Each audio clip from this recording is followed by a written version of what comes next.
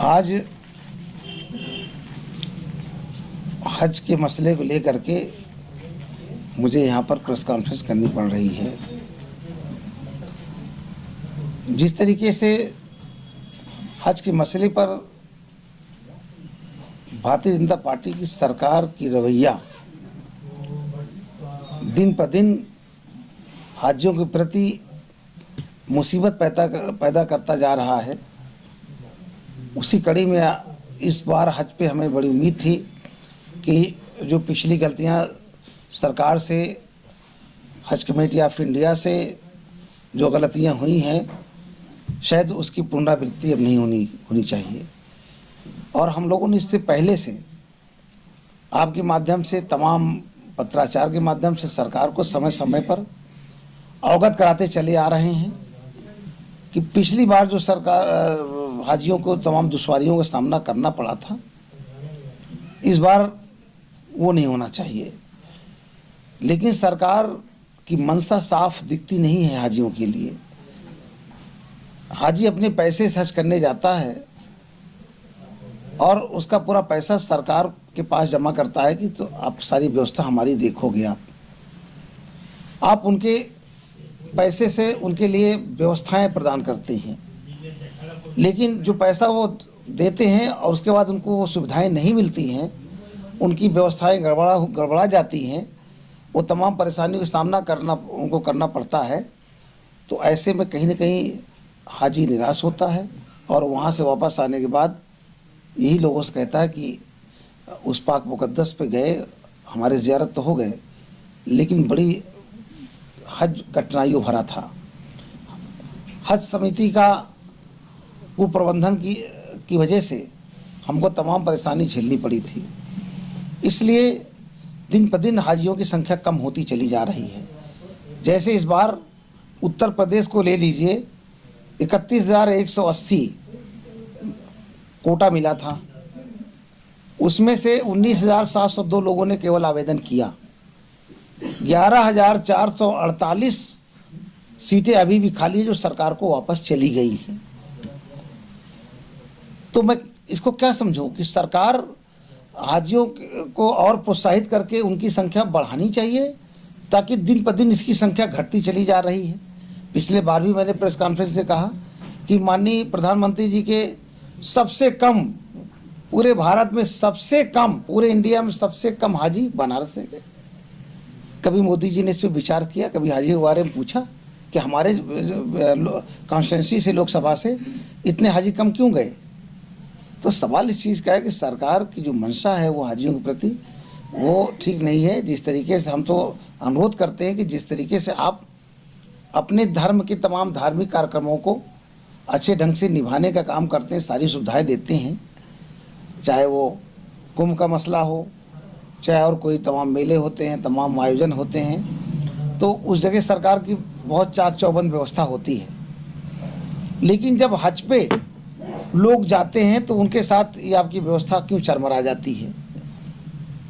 इसलिए सरकार को इस पर विचार करना पड़ेगा।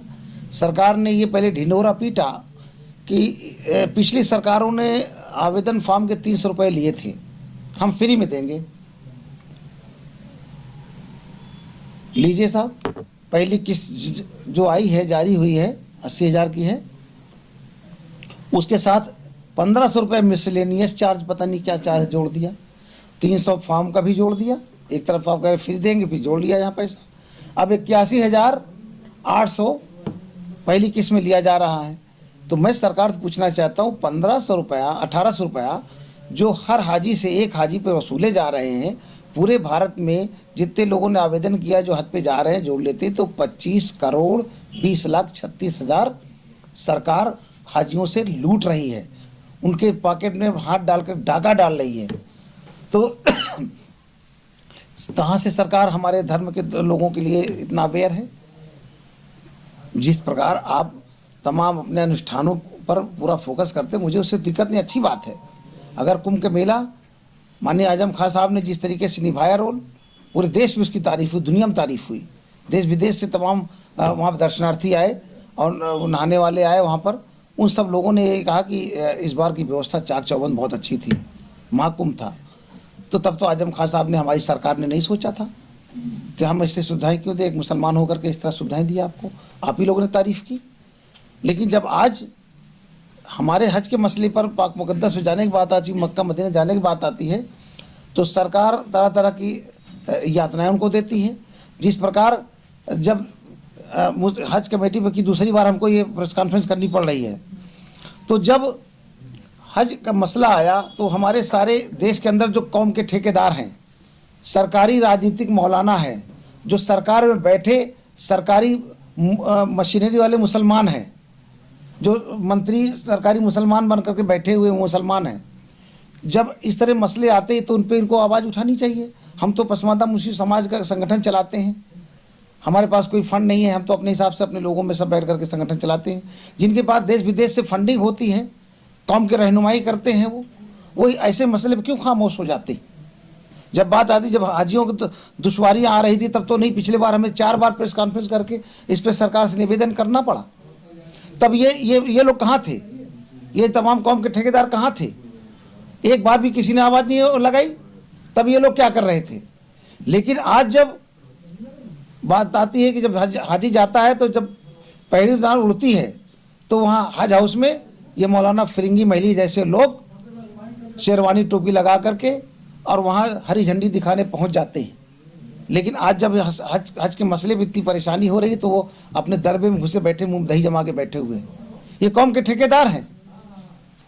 राजनीति में हर जगह बताते हैं कि कौम हमारे पीछे चलती है, और जब कौम पे मुसीबत आती तो आपकी खामोशी इस बात की दलील है कि आपने जो एक बेशुमार दौलत पैदा किया है, आपके बाद विदेश से जो फंडिंग हुई है, आपने तमाम जो गैर तरीके से आपने दूसरे तरीके से तमाम संपत्ति अर्जित की है, जो अंपायर खड़ा किया है, आप सरकार से डरते हो।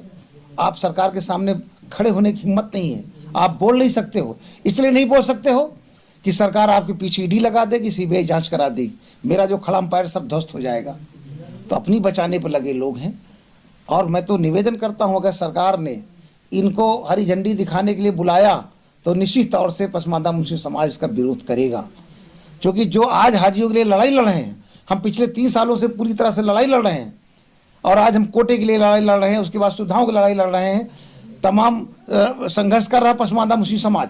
इसलिए हज पे जाने वाले लोग, कुल मुसलमानों की आबादी का 85% पसमानदा मुसलमान हज का सफ़र करता है, पाई पाई पैसा जोड़ता है, वो जोड़ करके उस पाक मुकद्दस पे जाना चाहता है, मक्का मदीना की ज़ियारत करना चाहता है। अब ऐसे में सरकार की तमाम कुप्रबंधन की वजह से वो कहीं ना कहीं या तो लोग जा नहीं पाते, जाते तो परेशान होते हैं। तो ये उलमाए दीन जो कौम के ठेकेदार हैं, जो राजनीतिक मौलाना, माफ़ कीजिएगा मैं सारे मौलाना की बात नहीं कर रहा हूँ, केवल उन मौलाना की बात कर रहा हूँ जो सरकार से ठेका लेके बैठे कौम का पूरा, कि हमारे पीछे कौम चलती है, मैं उनकी बात कर रहा हूँ, राजनीतिक उलमा की बात कर रहा हूँ। बाकी हमारे उलमाए दीन मैं बड़ी इज्जत करता हूँ उनकी।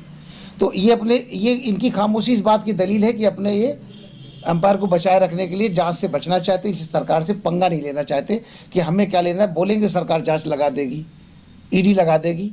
इसी डर की वजह से ये लोग ऐसा नहीं करते हैं।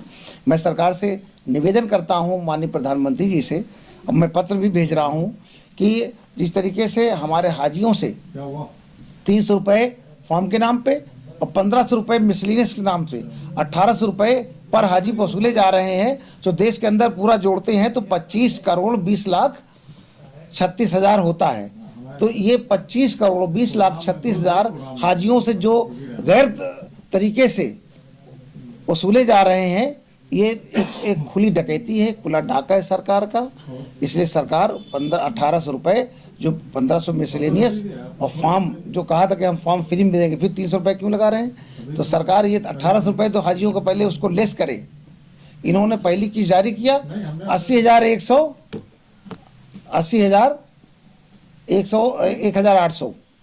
जारी कर दिया, उसमें जोड़ दिया 1500 मिसलेनियस का 300 फीस फॉर्म का। तो सरकार इसको वापस ले तत्काल प्रभाव से, और हज पे जाने वाले तमाम हाजियों को अच्छी सुविधा प्रदान करे, उनका प्रबंधन ठीक रहे, ताकि आने वाले हाजी आकर के सरकार का धन्यवाद अदा कर सके। लेकिन जैसे ढीली ढाली रवैया है, मुझे ऐसा आभास होता है कि ये हज भी इस साल का भी बड़ा दुश्वारियों भरा होने जा रहा है।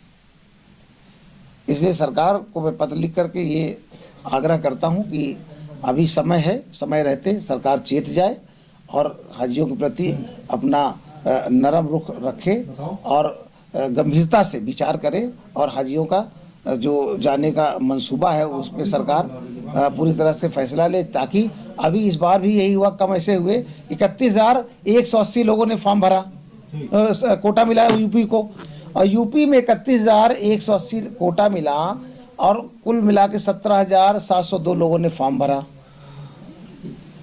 19,702 लोगों ने फॉर्म भरा। तो ऐसे में 11,448 सीटें अभी भी बाकी हैं। तो सरकार ये सीट वापस ले लिया, क्योंकि सरकार की जो व्यवस्था थी, लोग इससे त्रस्त होकर के, पहले लॉटरी सिस्टम होता था, अभी इस बार भी लॉटरी हुआ है, 19 राज्यों 12 राज्यों में लॉटरी सिस्टम हुआ, लेकिन हमारे यहाँ नहीं हुआ। 19 राज्यों 12 जगह हुआ।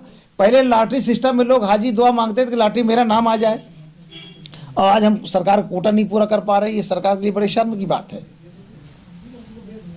इसलिए इस प्रेस कॉन्फ्रेंस के माध्यम से हम सरकार को पत्र भी लिख रहे हैं और अपनी आवाज़ लगा रहे हैं कि जो हमारे पसमानदा मुस्लिम समाज के ज़ायरीन ख़ास तौर से वही प्रभावित होते हैं और वही शिकार होते हैं, कम पढ़े लिखे लोग होते हैं, पाई पैसा इकट्ठा करके हज की यात्रा करने की नियत करते हैं, और ऐसे में उनको तमाम दुश्वारियों का सामना करना पड़ता है। उम्र के आखिरी पड़ाव भी होते हैं, बुढ़ापे में तमाम परेशानी उनको उठानी पड़ती है। तो इन सब की परेशानियों को ध्यान में रखते हुए सरकार बेहतर व्यवस्था करे और गैर दूसरे तरीके से मिसलेनियस चार्ज और फॉर्म के पैसे सरकार उनसे ना वसूले। हंगामा टाइम्स की तमाम खबरों को देखने के लिए हंगामा टाइम्स को सब्सक्राइब कर लीजिए और बेल आइकन दबा लीजिए। अगर आपको ये वीडियो अच्छा लगा हो तो लाइक बटन प्रेस कर अपनी प्रतिक्रिया हमारे कमेंट बॉक्स में देना मत भूलें।